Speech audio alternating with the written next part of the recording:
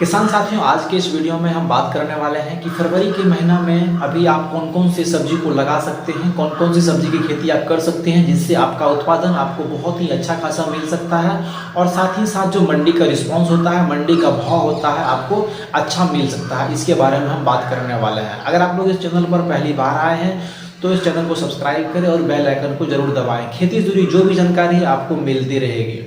किसान साथियों, सबसे पहले हम बात करते हैं कि फरवरी के महीना में जो हम सब्जी को लगा सकते हैं उसमें से हमने 5 सब्जी को आज सेलेक्ट करा हुआ है। तो पहले नंबर पे है भिंडी की खेती। अगर आप भिंडी की खेती किसान साथियों इस महीने में यानी कि जो फरवरी का महीना है इस समय आप करते हैं तो आपको बहुत ही अधिक उत्पादन के साथ साथ आपको जो इसका मंडी का भाव है वो भी काफ़ी इफेक्टिव मिलता है। भिंडी की खेती करने के लिए किसान साथियों सबसे पहले आपको ये देखना होगा कि आप जो बीज का सिलेक्शन करते हैं वो किसी एक अच्छी कंपनी का होना चाहिए जिसका कि जर्मिनेशन परसेंटेज जो कि अधिक से अधिक होना चाहिए। साथ ही साथ हम बात करेंगे अब किसान साथियों कि इसको लगाने का समय, तो कोशिश करें किसान साथियों कि जो 15 फरवरी से पहले अगर इसको आप प्लांटिंग कर देते हैं, इसके जो बीज है उसको आप अपने खेत में लगा देते हैं तो बहुत ही अच्छा होता है।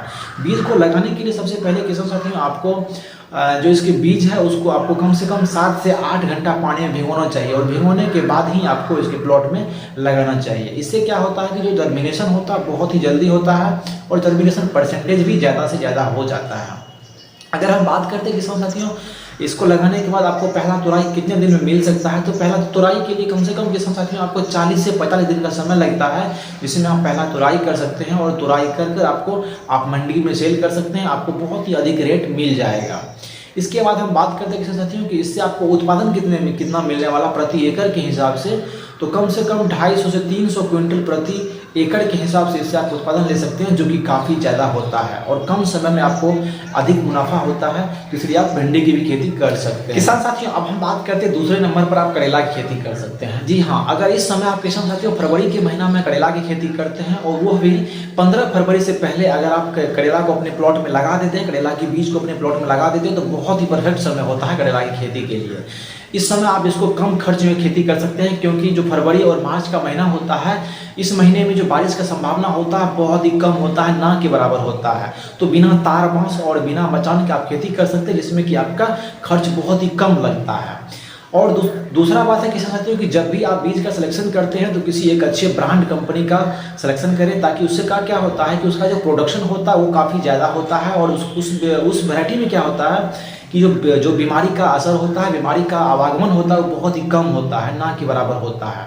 दूसरी बात है कि जो उसका जर्मिनेशन परसेंटेज होता है वो भी ज़्यादा होता है, तो इसलिए आप किसी ब्रांड किसी अच्छे कंपनी का बीज का सिलेक्शन करें। लगाने की विधि की हम बात करें किसान साथियों तो इसको आप नर्सरी भी तैयार कर सकते हैं, सीड ट्रे की सहायता से इसको आप नर्सरी तैयार कर सकते हैं और नर्सरी तैयार होने के बाद इसको आप मेन प्लॉट में ट्रांसप्लांट कर सकते हैं। दूसरा है कि इसको आप डायरेक्ट सीडिंग कर सकते हैं। डायरेक्ट सीडिंग का मतलब हुआ कि जो आप बीज को पहले भिंगा लेंगे, फुला लेंगे 5-7 घंटा और फुलाने के बाद इसको डायरेक्ट अपने जाके प्लॉट में इसको आप लगा सकते हैं, तो इस विधि से भी लगा सकते हैं। अगर हम बात करें किसान साथियों इसका जो पहला तुराई है तो 40 से 50 दिन के अंदर आप इससे भी पहला तुराई ले सकते हैं। पहला तुराई लेकर आप इसको मार्केट में सेल कर सकते हैं और उस समय जो मार्केट का रेट होता है काफ़ी ज़्यादा होता है। तीसरे नंबर पर किसान साथियों, तीसरे नंबर पे हमने रखा हुआ खीरा की खेती।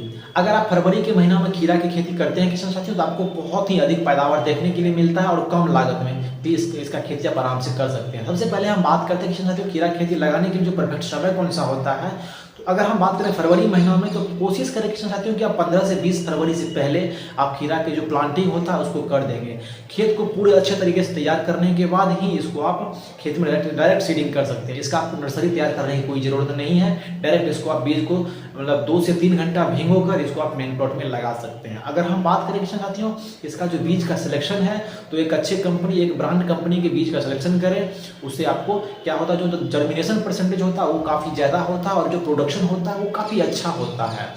खीरा के टॉप 5 वैरायटी जो है, टॉप 5 वैरायटी उसको हमने डिस्क्रिप्शन में लिंक दिया हुआ है, वहाँ जाकर आप देख सकते हैं। अगर हम बात करें तो इसका जो पहला तुराई होता है इसका पहला तुराई भी आपको 45 से 50 दिन में इससे आप पहला तुराई ले सकते हैं और मार्केट में सेल कर सकते हैं। और मार्च के लास्ट में जो इसका मार्केट का रिस्पॉन्स होता है बहुत ही अच्छा होता है। गर्मी का समय आ जाता है तो उस समय खीरा का जो रेट होता है काफ़ी ज़्यादा आपको मिलता है। अगर हम बात करें साथियों इसको लगाने की विधि के लिए तो या तो इसको आप तार बांस के सहायता से मचान विधि से भी कर सकते हैं, लेकिन इस समय जब आप इसका खेती फरवरी में करते हैं तो बारिश का संभावना बहुत ही कम होता है। तो इसको आप बिना तार और बांस बिना मचान का भी खेती कर सकते हैं। इसके उपजाऊ पर कोई खास इफेक्ट नहीं पड़ने वाला है।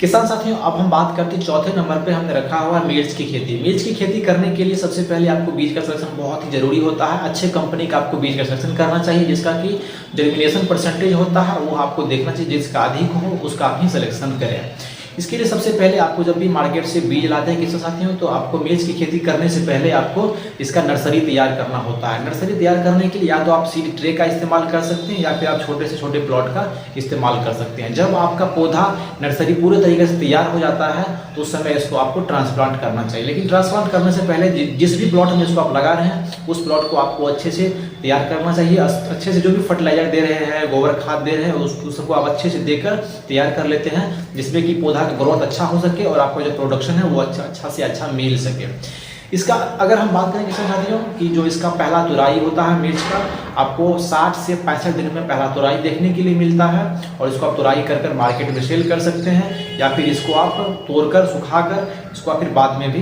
मसाला के समय इसको आप मसाला के लिए भी इसका उपयोग कर सकते हैं और मार्केट में सेल कर सकते हैं। पांचवें नंबर पे हमने रखा हुआ धनिया की खेती और एक लाल साग की खेती। पहले हम बात करते हैं धनिया की खेती का। धनिया की खेती करने के लिए आपको बहुत ही कम समय लगता है किसान साथियों। जब भी इसका बुआई कर देते हैं तो बुआई के 25 से 30 दिन के अंदर ही इससे आप पहला कटाई ले सकते हैं और आप इसको आप मार्केट में सेल कर सकते हैं। बहुत ही आसानी से यह मार्केट में सेल भी होता है और बहुत ही आसानी से इससे आप मुनाफा कमा सकते हैं। इसमें एक चीज़ का आपको ध्यान रखना है, जब भी इसका आप कटाई करते हैं किसान साथियों उस समय आप नैनो यूरिया का इस्तेमाल कर सकते हैं, क्योंकि इसमें बढ़वार का बहुत ही जरूरी होता है। मान लीजिए आज इसका आप कटाई कर लिए हैं तो कोशिश करें कटाई करने के बाद 1 से 2 घंटे या 4 घंटे के भीतर ही इसमें आपको नैनो यूरिया फिर या फिर तरल यूरिया जो भी है उसको इसमें आप इसके स्प्रे कर देंगे। तो स्प्रे करने से क्या होता है, बहुत ही जल्दी उसमें फिर बढ़वार आ जाता है। इस तरह से इसको आप कर सकते हैं। फिर हम बात करते हैं लाल साग। लाल साग का भी खेती बहुत ही अच्छा होता है इस महीने में किसान साथियों, फरवरी महीने में। 15 फरवरी से पहले अगर आप लाल साग का भी बुआई कर देते हैं अपने प्लॉट में, अपने क्यारी में, तो बहुत ही अधिक इससे आप मुनाफा कमा सकते हैं। लाल साग भी कम से कम 25 से 30 दिन के अंदर इसमें भी पहला कटाई हो जाता है। और लाल साग में एक खास बात होता है कि कम से कम 7 से 8 पर इसका आप कटाई कर सकते हैं। लेकिन इसमें भी आपको इसका ध्यान रखना है, जब भी इसका जैसे मान लीजिए इसका आज आप कटाई कर लिए और मार्केट में सेल कर दिए हैं, तो कटाई करने के बाद ही इसमें आपको यूरिया का स्प्रे करते रहना है। यूरिया का स्प्रे करने से क्या होता है कि जो इसका बढ़वार है वो निरंतर होते रहता है। कटाई करने के बाद इसका आप स्प्रे कर देंगे तो फिर से वो बहुत ही जल्दी से वो उसका ग्रोथ होता है और फिर से उसको आप कटाई करके मार्केट में सेल कर सकते हैं। तो किसान साथियों, मेरा ये आज का वीडियो आपको कैसा लगा कमेंट बॉक्स में बताएं। अगर वीडियो अच्छा लगा हो तो वीडियो को लाइक करें, चैनल को सब्सक्राइब करें और अपने किसान साथियों के साथ इस वीडियो को शेयर जरूर करें। मिलते हैं एक नए वीडियो में एक नए अंदाज के साथ।